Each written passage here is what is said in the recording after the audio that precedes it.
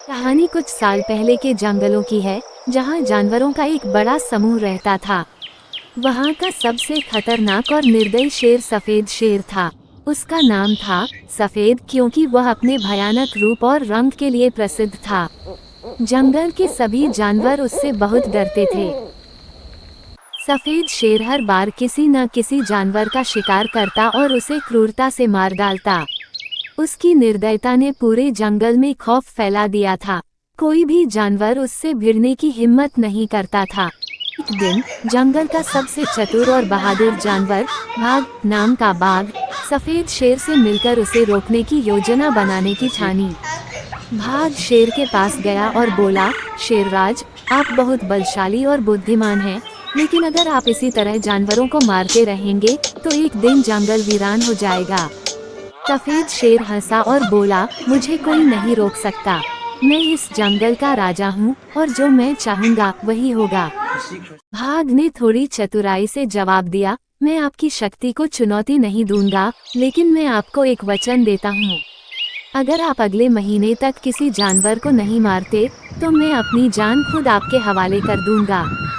सफेद शेर ने सोचा, अगर यह बाघ मेरे सामने हार मान रहा है तो मैं इस वचन को मान लेता हूँ। उसने भाग का वचन स्वीकार कर लिया। अगले कुछ हफ्तों तक सफेद शेर ने किसी जानवर को नहीं मारा। जानवरों ने राहत की सांस ली और जंगल में फिर से शांति फैल गई।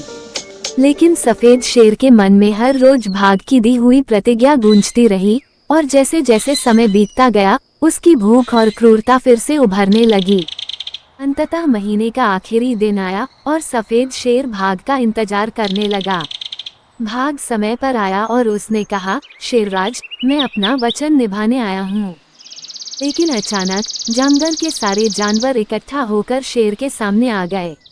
उनमें से एक ने कहा, अगर तुम भाग को मारोगे तो हमें भी मारना पड़ेगा, क्योंकि यह हमारा वादा है कि हम सभी साथ मरेंगे या साथ जिएंगे। सफेद शेर को पहली बार एहसास हुआ कि अब वह अकेला है। उसकी ताकत और आतंक के बावजूद जानवरों की एकता ने उसकी शक्ति को चुनौती दी।